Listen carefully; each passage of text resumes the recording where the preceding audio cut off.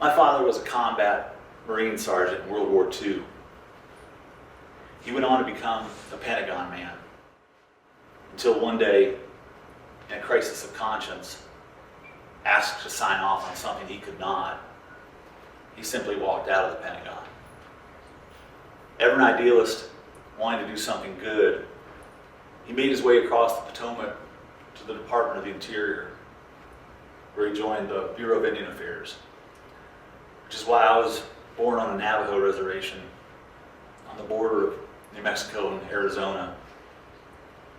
And with his work with the Cherokee Nation, why much of my family's story is bound up in the ancient Smoky Mountains. The old Marine did not expect an artist for a son. He was much bemused by it. In high school, my studio table in my room, I could sense the great bear looming up from behind. Peering over my shoulder, he would encourage, yes, I can see it. There's Heathcliff, skulking about the moors." Mildly annoyed, I would explain, "I'm not drawing Wuthering Heights, Dad." Undaunted, he would continue, "Would you like a cape? Should we get you a cape? They're very dramatic, very theatrical.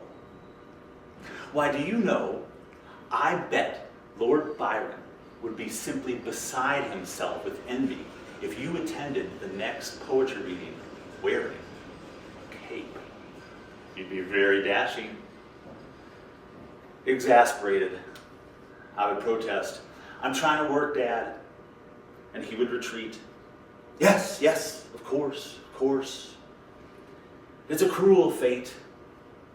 The soul of a poet, cursed with a caveman for a father. If anyone needs me, I'll be in my corner of my cave, bashing two rocks together to amuse myself. Despite the silliness, he was very supportive. And though not initially versed in art, as a military man, he was a man of resources, not least of which being his chief spy, my little sister.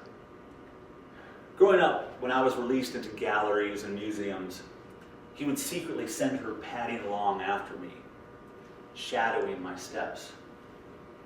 Careful to maintain distance for plausible deniability. And then, like a flying monkey, she'd wing her way back to the field marshal, where he was patiently waiting in the bookstore to receive her reconnaissance report. He likes this artist. He likes this artist. He really likes this artist. Thus, for Christmas, I was gifted the most extravagant, comprehensive collection of books on Impressionism. For my birthday, the following Christmas, tumbling from the wrapping, more and more inexplicable volumes on Impressionism, until finally, mercifully, my little sister intervened. "Dad, no. Expressionism. He likes German Expressionism. It's different." When he was in his 20s, he was leading a squad of men through certain death in World War II, intent on his sacred vow to get them home again, alive, even if it meant him getting killed in the attempt. When I was in my 20s, I was going through the couch with my friends at our apartment looking for beer money change. When I would confess the private chagrin, the old Marine grew very serious. And he would say, "That's what we did it for. So you and your friends didn't have to. So you and your friends could make art and write poetry and symphonies. and make beautiful things out of an ugly world.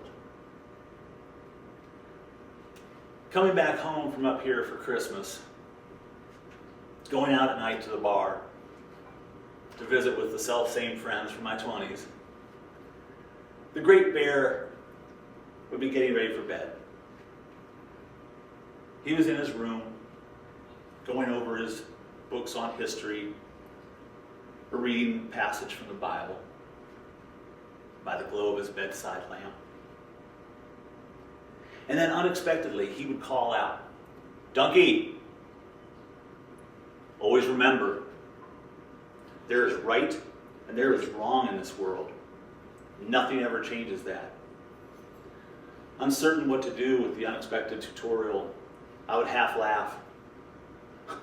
"Okay, Dad, I'll remember." I used to wonder what those lessons were for. And now I know.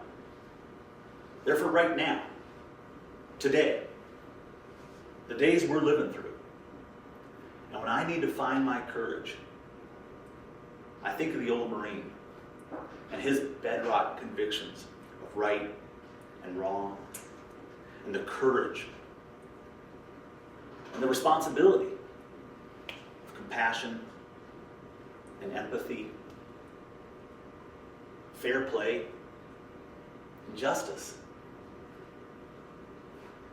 And I also look to one of my most prized possessions, the most extravagant, comprehensive collection of books on Impressionism. The very finest you've ever seen.